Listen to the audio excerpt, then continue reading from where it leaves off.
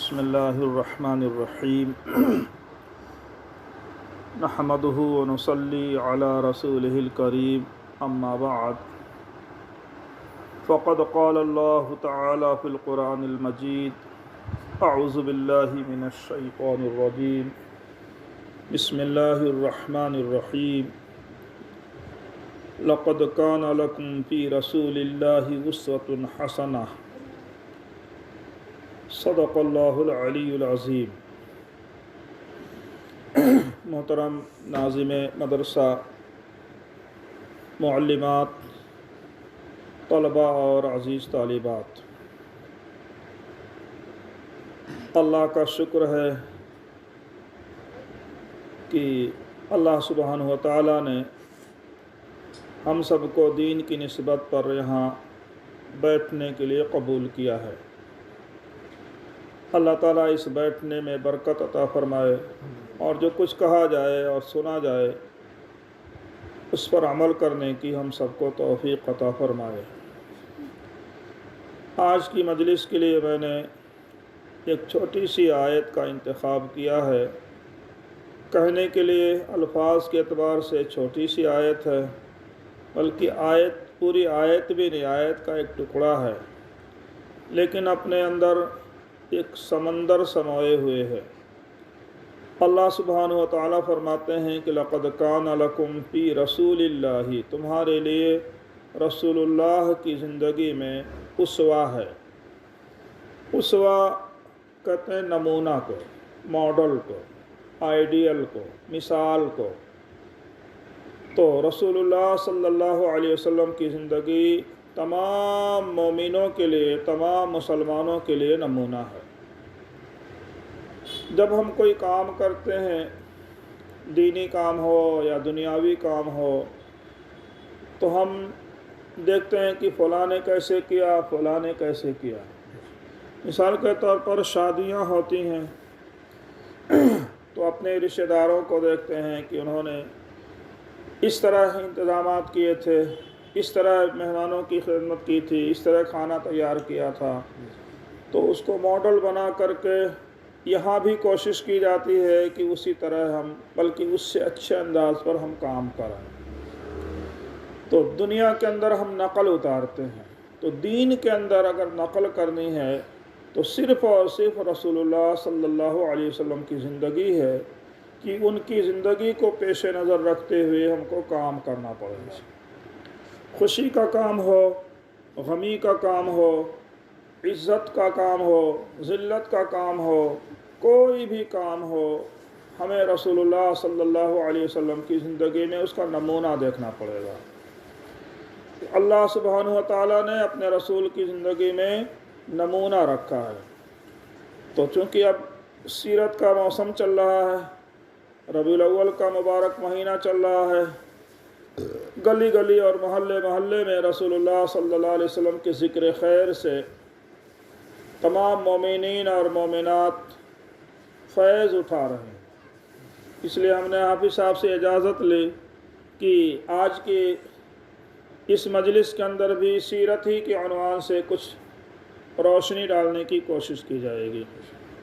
ہو سکتا ہے کہ اس مہینے کی برکت سے رسول کریم صلی اللہ علیہ وسلم کی ولادت با سعادت کی برکت سے ہم لوگوں کی زندگیوں میں کچھ انقلاب آئے، زندگیوں میں کچھ تبدیلی لانے کی فکریں اور کوششیں پیدا ہوں۔ تو اب آئیے ہم آپ کو بہت آسان طریقے پر اور مختصر طریقے پر سمجھانے کی کوشش کرتے ہیں کہ رسول اللہ کی زندگی ہمارے لیے نمونہ کب اور کیسے بنے گی۔ تو ہم سب سے پہلے رسول اللہ کی زندگی کو دو حصوں میں تقسیم کرتے ہیں، ایک نبوت سے پہلے کی زندگی، ایک نبوت کے بعد کی زندگی۔ اور جو آیت ہم نے پیش کی ہے اس میں کیا کہا گیا ہے؟ لقد کان لکم فی رسول اللہ، رسول اللہ کی زندگی میں تمہارے لیے نمونہ ہے۔ تو ہمارے بھائی لوگ نبوت سے پہلے کی زندگی میں دلچسپی لے رہے ہیں، میلاد کے نام پر، میلاد کے عنوان پر پورا وقت اس میں لگا دے رہے ہیں۔ مجھے افسوس ہوتا ہے کہ بچے کی ولادت کی خوشی منائی جائے لیکن اس کے تقاضے پورے نہ کیے جائیں۔ تقاضے پورے کرنا کا مطلب ہے کہ جب بچہ دنیا میں آتا ہے تو بچے کے کھانے کا انتظام، اس کے پینے کا انتظام، رہائش کا انتظام، اس کی تعلیم کا انتظام، اس کو اچھا ماحول فراہم کرنے کا انتظام، یہ ماں باپ کی ذمہ داری ہوتی ہے۔ لیکن اگر 1 سال کا بچہ ہو گیا، اس کے لیے کوئی نظم نہیں کیا، اور 1 سال گزرنے کے بعد ہم خوشی اس کا برتھ ڈے منائیں، کیک کاٹیں، دوستوں کو بلائیں، دشمنوں کو بلائیں، جھنڈے لگائیں، تو بچے پر کیا گزرے گی کہ میرے ماں باپ کیسے ہیں، نہ میرے لیے تعلیم کا انتظام کیا، نہ میرے لیے کپڑے کا انتظام کیا، نہ میرے لیے کھانے کا انتظام کیا، نہ میرے لیے تعلیم کا انتظام کیا، میرے پیدائش پر صرف خوشی منا رہے ہیں۔ یہ خوشی کیسی؟ تقاضے پورے کرنے کا نام خوشی ہے۔ لیس العید لمن لبس الجدید ولکن العید لمن خاف الوعید۔ عید اس کی نہیں ہے جو نئے نئے کپڑے پہن لے، عید اس کی ہے جو اللہ کے وعید سے ڈرتا ہو، اللہ کے احکام پر عمل کرتا ہو، اور اللہ کی منع کی ہوئی چیزوں سے بچتا ہو، تو عید اس کے لیے ہوتی ہے۔ تو یہ ہے بچوں، یہ ہم لوگ چونکہ ایسے ماحول میں پلے ہوئے ہیں کہ مقصد کی زندگی نہیں گزار رہے ہیں، لوگ صرف دکھاوے کی زندگی گزر رہی ہے۔ ہمیں چاہیے کہ دینی تعلیم سے آراستہ ہوں اور اس بات کا پتہ لگائیں کہ رسول اللہ صلی اللہ علیہ وسلم کو کیوں مبعوث کیا گیا۔ اللہ تعالیٰ خود فرماتے ہیں لَقَدْ مَنَّ اللَّهُ عَلَى الْمُؤْمِنِينَ إِذْ بَعَثَ فِيهِمْ رَسُولًا مِّنْ أَنفُسِهِمْ يَتْلُو عَلَيْهِمْ آيَاتِهِ وَيُزَكِّيهِمْ وَيُعَلِّمُهُمُ الْكِتَابَ وَالْحِكْمَةَ۔ اللہ تعالیٰ نے احسان کیا ہے اس امت پر کہ انہی انسانوں میں سے ایک رسول کو مبعوث کیا، انسانوں میں سے رسول کو مبعوث کیا۔ احسان کب؟ نبوت کے لیے، رسالت کے لیے اللہ سبحانہ و تعالیٰ نے ان انسانوں میں سے ایک کو مبعوث کیا۔ تو رسول کے مبعوث ہونے کے بعد اللہ کہہ رہے ہیں کہ رسول کا مبعوث ہونا یہ خوشی کا باعث ہے، احسان کا باعث ہے۔ لیکن جب رسول کی بعثت کا تذکرہ ہوگا تو مقصد بعثت کا تذکرہ ضرور کرنا پڑے گا۔ اللہ تعالیٰ فرماتے ہیں اِذْ بَعَثَ فِيهِمْ رَسُولًا مِّنْ أَنفُسِهِمْ، اس کو احسان سے تعبیر کرتے ہوئے کہا لَقَدْ مَنَّ اللَّهُ عَلَى الْمُؤْمِنِينَ، اللہ تعالیٰ نے مومنین پر احسان کیا ہے۔ کیوں احسان کیا ہے؟ کس طرح کا احسان کیا ہے؟ فرمایا اِذْ بَعَثَ فِيهِمْ، ان کے اندر مبعوث کیا رسولاً، ایک رسول کو، منہم، انہی میں سے، انہی مومنین میں سے، انہی انسانوں میں سے ایک رسول کو منتخب کیا جس کا کام یہ بتایا، یہ مقصد بعثت ہے۔ لَقَدْ مَنَّ اللَّهُ عَلَى الْمُؤْمِنِينَ إِذْ بَعَثَ فِيهِمْ رَسُولًا مِّنْ أَنفُسِهِمْ يَتْلُو عَلَيْهِمْ آيَاتِهِ۔ وہ پیغمبر مومنین کے اوپر اللہ کی آیتیں پڑھتا ہے، قرآن کی تلاوت کرتا ہے۔ تو یہ مدرسے مقصد بعثت کی تکمیل کا ذریعہ ہیں کہ یہاں قرآن کریم کی تلاوت کی جاتی ہے، یہ نبوی مشن کے تحت چل رہے ہیں۔ اللہ سبحانہ وتعالیٰ نے مقصد بعثت میں سے پہلا مقصد بیان کیا کہ یتلو علیہم آیاتہ، کہ وہ پیغمبر اپنے آیات کو، اللہ کی نشانیوں کو کھول کھول کر کے بیان کرتا ہے۔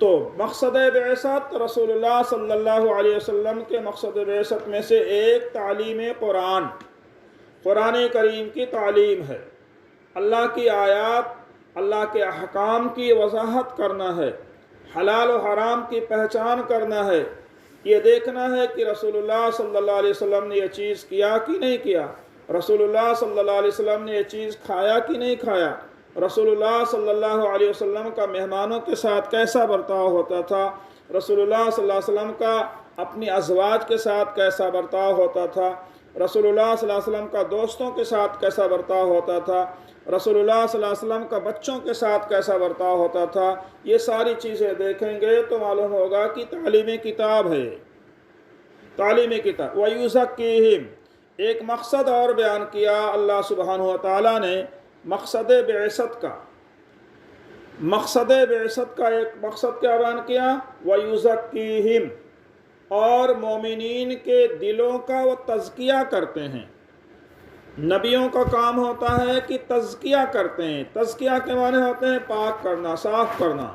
جس طریقے سے کمرے کے اندر گرد و غبار ہے، گھر کے ذمہ دار اس کو جھاڑو سے صاف کرتے ہیں، ایسے ہمارا دل ایک کائنات ہے، ایک دنیا ہے، اس کے اندر صفائی کی ضرورت ہے۔ گناہ کے کر لینے کی وجہ سے دل کے اندر دھبے لگتے ہیں، دل کے اندر کچرے جمع ہو جاتے ہیں، دل کے اندر قدورت پیدا ہو جاتی ہے۔ یہ کچرے کیا ہیں؟ یہ قدورت کیا ہے؟ یہ روح کو بیمار کرنے والی چیزیں، روح کو تباہ کرنے والی چیزیں یہ کیا ہیں؟ حسد ہے، بغض ہے، عناد ہے، تکبر ہے، ریاکاری ہے، ایک دوسرے کے خلاف نفرت ہے، ایک دوسرے سے عناد ہے۔ یہ ساری چیزیں روح کے اندر جو ہے، دل کے اندر آتی ہیں تو روح کو کمزور کرنے والی چیزیں ہوتی ہیں، ایمان کو کمزور کرنے والی چیزیں ہوتی ہیں۔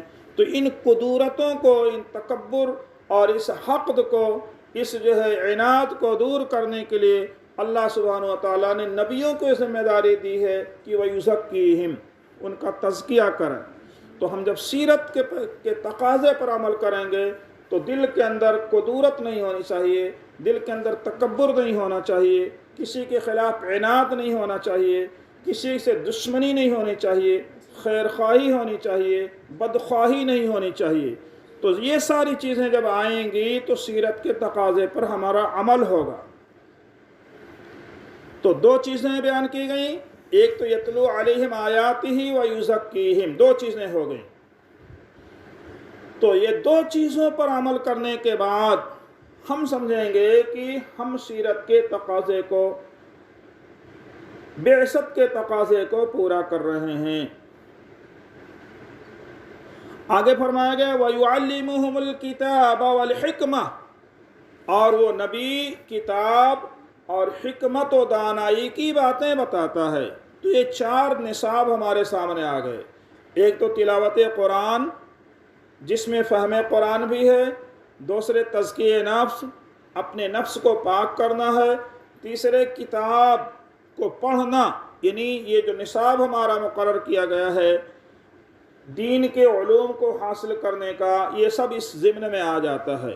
اور حکمت و دانائی کی باتیں، کیسے زندگی گزارنا ہے، کیسے صحت کا خیال کرنا ہے، کیسے تعمیرات کا خیال کرنا ہے، کیسے زندگی گزارنے کے لیے دنیا کے اندر رہنا ہے، یہ ساری چیزیں ہنر سے جو تعلق رکھتی ہیں، یہ سیکھ لینے سے مقصد نبوت پورا ہوتا ہے۔ کہیں آپ کو یہ نہیں ملے گا کہ رسول اللہ کی پیدائش تمہارے لیے نمونہ ہے، یہ نہیں کہا گیا ہے، بلکہ رسول اللہ صلی اللہ علیہ وسلم کی بعثت کو، بعثت کے بعد کی زندگی کو کہا گیا کہ لَقَدْ كَانَ لَكُمْ فِي رَسُولِ اللَّهِ أُسْوَةٌ حَسَنَةٌ۔ میں نے کہا تھا کہ اگر زندگی کو، رسول اللہ صلی اللہ علیہ وسلم کی زندگی کو دو حصوں میں تقسیم کیا جائے تو ایک حصہ نبوت سے پہلے کا ہوتا ہے، ایک حصہ نبوت کے بعد کا ہوتا ہے۔ تو اب آئیے نبوت کے پہلے کو دیکھیں۔ آپ حضرت عبداللہ کے گھر میں پیدا ہوئے، بی بی آمینہ کے بطن مبارک سے پیدا ہوئے، مکہ میں پیدا ہوئے، دنیا کا کوئی فرد اس کا انکار کرنے والا نہیں ہے۔ آپ صادق تھے، امین تھے، آپ صلی اللہ علیہ وسلم کی جوانی بہت پاکیزہ تھی۔ آپ صلی اللہ علیہ وسلم نے جوانی کی عمر میں ملک شام کی تجارت کی ہے، بچپن میں بکریاں چرائی ہیں، اور اس طرح آپ صادق، اور آپ کا صادق اور امین ہونا پورے مکہ والوں کے لیے بالکل مسلم تھا۔ لیکن محترم، اگر ہم غور کریں کہ اسی محمد ابن عبداللہ نے جب رسول اللہ کا رنگ اختیار کیا، آپ کو نبوت کا تاج پہنایا گیا، تو آپ صلی اللہ علیہ وسلم نے اپنے خاندان کے لوگوں کو، اپنے عزیزوں کو دعوت پر مدعو کیا۔ سارے لوگ کھانے سے فارغ ہوئے تو نبی کریم صلی اللہ علیہ وسلم نے ارشاد فرمایا کہ یا ایھا الناس قولوا لا الہ الا اللہ تفلحوا، اے لوگو لا الہ الا اللہ پڑھو کامیاب ہو جاؤ گے۔ وہ لوگ جن کے دلوں میں کفر بسا ہوا تھا، وہ لوگ جو بتوں کی پوجا کرتے تھے، وہ لوگ جو شرک کے اندر مبتلا تھے، وہ لوگ جن کی زندگی بہت ہی زیادہ گھٹیا زندگی تھی، وہ لوگ جو کفر اور نفاق کے ساتھ جی رہے تھے، ان کو یہ کلمہ بہت مشکل معلوم ہوا۔ آپ کا چچا، سگا چچا ابو لہب کھڑا ہوا اور اس نے کہا الہٰذا جمعتنا یا محمد، اے محمد کیا تم نے اسی لیے ہم کو یہاں جمع کیا ہوا ہے؟ دعوت دینے کے لیے جمع کیا ہوا ہے، اللہ کی وحدانیت کا اعلان کرنے کے لیے اکٹھا کیا ہوا ہے؟ سارے لوگ ناراض ہو گئے اور وہاں سے چلے گئے، کوئی ایمان لانے والا نہیں ہوا۔ اب اندازہ کیجئے کہ جو لوگ محمد ابن عبداللہ کا نام لے لے کر کے مجلسیں گرماتے ہیں، محمد ابن عبداللہ کا نام لے لے کر کے اپنی روٹیاں سیکتے ہیں، اپنے سیاسی پروگرام جماتے ہیں، وہ محمد الرسول اللہ کے نام سے چڑھتے کیوں ہیں؟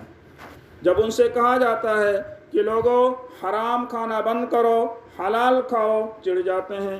جب ان سے کہا جائے لوگوں بے نمازی کی زندگی گزارنا بند کرو، نماز پڑھو، چڑھ جاتے ہیں۔ جب ان سے کہا جاتا ہے کہ لوگوں ایمان پر آؤ، بے ایمانی چھوڑ دو، تو چڑھ جاتے ہیں۔ تو سیرت کا جو عنوان ہے بہت ہی زیادہ پہلو لیے ہوئے ہے، ہمہ پہلو، بہت زیادہ گہرائی اور گہرائی کا عنوان ہے۔ اس لیے ہم مسلمانوں کو یہ دعوت دیتے ہیں کہ وہ نبوت کے پہلے والی زندگی بیان کریں، بے شک کریں، عبادت ہے، لیکن کوشش یہ کریں کہ لوگوں کو یہ بتائیں کہ نبوت کے بعد کی زندگی کیسی تھی۔ جو نبوت کے بعد کی زندگی بیان کریں گے تو ایسی صورت میں ہمیں حلال ملے گا، حرام ملیں گے، نمازیں ملیں گی، روزہ ملے گا، صدقہ خیرات کے احکام ملیں گے، نماز کے احکام ملیں گے، روزے کے احکام ملیں گے، حج کے احکام ملیں گے، ساری چیزیں کرنی پڑیں گی۔ لیکن اگر ہم صرف میلاد کا تذکرہ کر کے نعرے بازی کر کے چلے جائیں، آئندہ سال پھر ایسا کریں، تو کیا ہر سال نبی کریم صلی اللہ علیہ وسلم کی ذات صرف میلاد منانے کے لیے نازل کی گئی تھی؟ نبوت کا زمانہ جو 23 سال کا زمانہ بیکار ثابت ہو جائے گا۔ اس لیے مقصد بعثت کو پہچاننا ضروری ہے۔ نبی آئے تو دین آیا، نبی آئے تو ایمان آیا، نبی آئے تو شریعت آئی۔ کسی کو یہ انکار نہیں ہے کہ محمد صلی اللہ علیہ وسلم حضرت آمینہ کے گھر میں پیدا ہوئے، آپ کے والد کا نام، کسی کافر سے کافر لوگوں کو بھی اس کا انکار نہیں ہے۔ صرف اور صرف دنیا والوں کو محمد الرسول اللہ کے رسول ہونے کی حیثیت سے اختلاف ہے۔ اس لیے ہم لوگوں کو چاہیے، تمام خواتین کو، تمام مردوں کو، تمام بچوں کو، کہ رسول اللہ صلی اللہ علیہ وسلم کی زندگی کو اسوہ بنائیں، نمونہ بنائیں۔ اگر جوان ہیں تو محمد رسول اللہ صلی اللہ علیہ وسلم کی جوانی کو نمونہ بنائیں، اگر بوڑھے ہیں تو محمد رسول اللہ صلی اللہ علیہ وسلم کے بڑھاپے کو نمونہ بنائیں، اگر عورت ہیں تو رسول اللہ صلی اللہ علیہ وسلم کی بیٹیوں کو نمونہ بنائیں، رسول اللہ صلی اللہ علیہ وسلم کی بیویوں کو نمونہ بنائیں، اگر بچے ہیں تو رسول اللہ صلی اللہ علیہ وسلم کے بچپن کو دیکھیں، اور رسول اللہ صلی اللہ علیہ وسلم کے زمانے میں پرورش پانے والے چھوٹے چھوٹے ننھے ننھے صحابہ کو، بالخصوص حضرت حسنین کو، حضرت حسن اور حضرت حسین وغیرہ کی زندگی کو نمونہ بنائیں۔ تو اس طرح رسول اللہ صلی اللہ علیہ وسلم کی زندگی میں ہر پہلو پر آپ کو نمونہ مل جائے گا۔ تو معزز خواتین، ہم لوگ رسول اللہ صلی اللہ علیہ وسلم کی سیرت کو اور آپ کی ازواج کی سیرت کو، آپ کی بنات، آپ کی بیٹیوں کی سیرت کو سامنے رکھنا ہے۔ یہ اسی صورت میں ہوگا جب ہم نبی کریم صلی اللہ علیہ وسلم کو اپنا اسوہ بنائیں گے، اپنا نمونہ بنائیں گے۔ تو آج کی مجلس میں میں صاف صاف یہ کہنا چاہتا ہوں کہ ہم لوگ اگر بے مقصد زندگی گزاریں گے، مقصد کی طرف نہیں آئیں گے، تو وقت ضائع ہوتا جائے گا۔ اس کی مثال میں اکثر یہ دیتا ہوں، جیسے کسی نے مسجد بنایا، مسجد کی تعمیر کرنے کے بعد مسجد کو مقفل کر دیا، خوبصورت مسجد بنایا، مسجد کو مقفل کر دیا، تالا لگا دیا۔ 1 سال گزرنے کے بعد کھولتے ہیں، اس کی صفائی کرتے ہیں، اس میں قمقمے لگاتے ہیں، اس میں لائٹ لگاتے ہیں، اس کو جھنڈے لگاتے ہیں، اور جا کر صلاۃ و سلام پڑھ لیتے ہیں، بس ختم۔ اب یہ مسجد کی تعمیر اس کے لیے نہیں ہوئی ہے، مسجد کی تعمیر مسجد کو آباد کرنے کے لیے ہوئی ہے۔ مسجد کی تعمیر مسجد کو آباد کرنے، رسول اللہ صلی اللہ علیہ وسلم کا امت پر احسان ہے کہ اللہ تعالیٰ نے رسول اللہ صلی اللہ علیہ وسلم کو ہمارے لیے دین کی تکمیل کا ذریعہ بنایا ہے۔ یہ دین ہمارا جو ہم تک پہنچا ہے الحمدللہ، یہ رسول اللہ لے کر نہیں آئے، حضرت آدم علیہ السلام کا دین ہے یہ، اور 1,24,000 انبیاء علیہ السلام انہوں نے محنتیں کی ہیں، اور آخر میں ہمارے آقا حضرت محمد رسول اللہ صلی اللہ علیہ وسلم تشریف لائے اور ان کے ہاتھ پر دین کی تکمیل ہوئی ہے، دین کی تکمیل ہوئی ہے۔ حضرت عمر رضی اللہ تعالیٰ عنہ امیر المومنین ہیں، ان کی خدمت میں ایک یہودی آیا، بخاری شریف کے اندر روایت ہے، ایک یہودی آیا اور اس نے کہا کہ امیر المومنین، آپ لوگوں کی قرآن میں ایک آیت ہے، اگر وہ آیت ہم یہودیوں کے مذہب میں آتی تو ہم اس دن کو، جس دن وہ آیت نازل ہوئی، اس دن کو عید بنا لیتے تھے، عید کا دن بناتے تھے۔ حضرت عمر نے کہا کہ وہ کون سی آیت ہے؟ تو اس یہودی نے پڑھ کر بتایا کہ یہ آیت الیوم اکملت لکم دینکم واتممت علیکم نعمتی ورضیت لکم الاسلام دینا، آج کے دن ہم نے دین کو مکمل کر دیا، الیوم آج کے دن، اکملت لکم تمہارے لیے مکمل کر لے، دینکم تمہارے دین کو۔ تو دین چلا حضرت آدم علیہ السلام سے اور اس کی تکمیل ہو رہی حضرت محمد رسول اللہ صلی اللہ علیہ وسلم کے دست مبارک سے، اور فرمایا کہ رضیت لکم الاسلام دینا، تمہارے لیے اسلام کو دین کی حیثیت سے میں نے پسند کر لیا، تمہارے لیے دین کو ہم نے، اسلام کو ہم نے دین کی حیثیت سے پسند کر لیا۔ اب اس وقت دین صرف اور صرف اسلام ہے، اگر اسلام کو چھوڑ کر کے کوئی دوسرا طریقہ اختیار کریں گے تو وہ اللہ تعالیٰ کے ہاں پسندیدہ نہیں ہے۔ اللہ تعالیٰ خود اعلان فرماتے ہیں مَن یبتغی غیر الاسلام دینا فلن یقبل منہ، جو اسلام کے علاوہ کسی اور دین کو اختیار کرے گا اس کا دین قابل عمل نہیں ہے۔ اس لیے میری معزز بہنوں، جو بچے والیاں ہیں وہ اپنے بچوں پر نگاہ رکھیں، اپنے بھائیوں پر، اپنے گھر کے لوگوں پر نگاہ رکھیں کہ کوئی ایسا طریقہ اختیار نہ کریں جو رسول اللہ صلی اللہ علیہ وسلم سے عداوت اور دشمنی کی طرف جاتا ہے۔ وہ راستہ اختیار کریں جو رسول اللہ صلی اللہ علیہ وسلم سے محبت کی طرف لے جانے والا ہو۔ ابھی آپ نے بھی دیکھا ہوگا 12 ربیع الاول کو چھوٹے چھوٹے بچے ہیں، جوان ہیں، سب گلیوں میں بھاگ رہے ہیں، یہ ایسا دوڑ رہے ہیں اور ایسا جو ہے مطلب محبت کا اظہار کر رہے ہیں، لیکن طریقہ انہوں نے غیروں سے لے لیا ہے، طریقہ انہوں نے غیروں سے لیا ہے۔ ان کے دیکھیے گالوں پر اسٹیکر لگے ہوئے ہیں، اور جو ہے پیشانی پر پٹی بندھی ہوئی ہے، اور جو ہے چہرے پر جو ہے عرشی اور کیا ہے عرش لگا ہوا ہے، گلال لگا ہوا ہے، یہ سارا طریقہ ہندوؤں سے لیا ہوا ہے۔ جب رسول سے محبت کریں گے تو محبت کا طریقہ رسول سے لینا پڑے گا، محبت کا طریقہ رسول سے لینا پڑے گا کہ رسول سے محبت کیسے کی جاتی ہے۔ رسول سے محبت گلیوں میں جھنڈی لگانے سے نہیں ادا ہوگی، جلسے جلوس کرنے سے محبت ادا نہیں ہوگی۔ محبت کا تقاضا یہ ہے کہ محبوب کے رنگ میں ڈھل جاؤ، محبوب کے رنگ میں ڈھل جائیں تب جا کر کے محبت کا حق ادا ہوگا، ورنہ ادا نہیں ہوتا۔ حضرت عمر رضی اللہ تعالیٰ عنہ سے رسول اللہ صلی اللہ علیہ وسلم نے پوچھا، کہنے لگے کہ حضرت عمر نے کہا کہ یا رسول اللہ میں آپ سے محبت کرتا ہوں۔ رسول اللہ صلی اللہ علیہ وسلم نے کہا کتنی، اب دیکھیں امتحان شروع ہو رہا، کتنی محبت کرتے ہو؟ تو کہنے لگے کہ یا رسول اللہ میں دنیا کی ساری چیزوں سے زیادہ آپ سے محبت کرتا ہوں۔ آپ خاموش رہے۔ پھر حضرت عمر نے کہا یا رسول اللہ میں آپ سے محبت کرتا ہوں، کتنی محبت کرتے ہو؟ تو انہوں نے کہا کہ میری جان اور میرے بچوں کے علاوہ دنیا کی تمام چیزوں سے محبت کرتا ہوں، آپ سے دنیا کی تمام چیزوں سے زیادہ آپ سے محبت کرتا ہوں۔ آپ خاموش رہے۔ پھر تھوڑی دیر کے بعد حضرت عمر نے کہا یا رسول اللہ میں آپ سے محبت کرتا ہوں۔ تو رسول اللہ صلی اللہ علیہ وسلم نے کہا کتنی؟ تو انہوں نے بہت سوچنے کے بعد کہا کہ میری جان اور میرے تمام بچوں سے بھی زیادہ آپ سے محبت کرتا ہوں۔ الآن یا عمر، حضور خوش ہو گئے اور کہنے لگے کہ عمر اب تمہارا ایمان مکمل ہوا، اب ایمان مکمل ہوا۔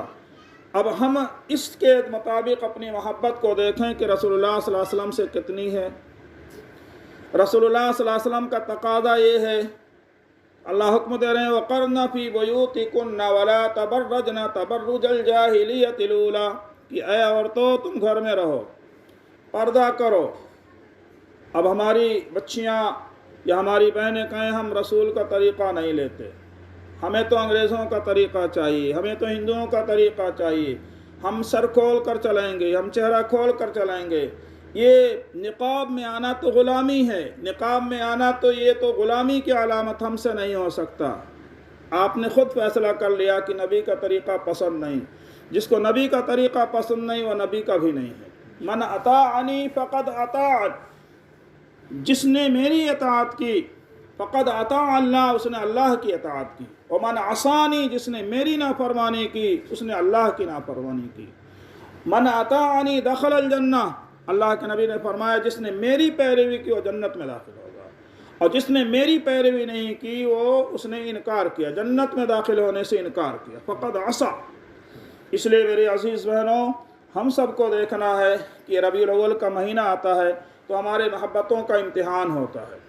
ہم اس کے اندر رسول اللہ صلی اللہ علیہ وسلم سے عہد کریں کہ یا رسول اللہ، ہم انہی خواتین، انہی ازواج مطہرات کی اولاد ہیں جنہوں نے رسول اللہ صلی اللہ علیہ وسلم پر اپنے کو قربان کیا تھا، اپنی خواہشوں کو قربان کیا تھا، اپنی محبتوں کو قربان کیا تھا، اپنے ماں باپ کو قربان کیا تھا۔ تو اس طرح اگر ہم رسول اللہ سے عہد کریں گے تو ہو سکتا ہے کہ اللہ سبحانہ و تعالیٰ رسول اللہ صلی اللہ علیہ وسلم کے ساتھ ہماری اس محبت کی برکت سے اللہ تعالیٰ جنت عطا فرما دیں۔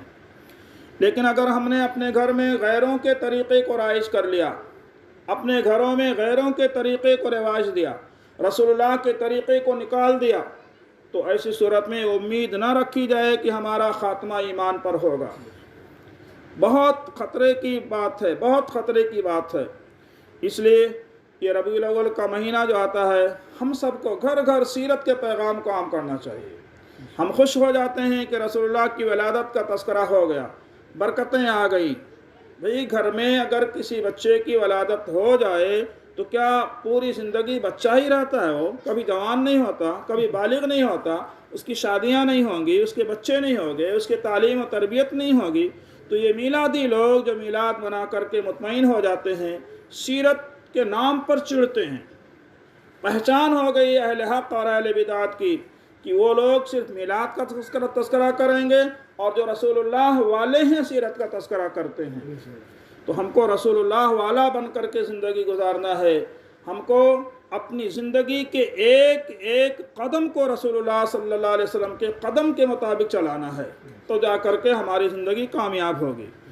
تو ایک چیز تو یہ ہوئی کہ رسول اللہ صلی اللہ علیہ وسلم نے جو نبوت کا اعلان کیا تو آپ کے دوست بھی دشمن بن گئے۔ اگر ہم سیرت کے پیغام کو عام کریں گے تو ہو سکتا ہے ہمارا کوئی پڑوسی ناراض ہو جائے، ہو سکتا ہے ہمارا کوئی گھر کا فرد ناراض ہو جائے، ہو سکتا ہے کہ اپنے بیوی بچوں میں اختلاف ہو جائے۔ یہ ممکن ہے کہ یہ سیرت رسول اللہ صلی اللہ علیہ وسلم کی سیرت کے مطابق ہے۔ اس لیے ہم رسول اللہ کے پیغام کو عام کریں، اتنا عام کریں کہ ہماری زندگی خود سیرت کے مطابق ڈھل جائے۔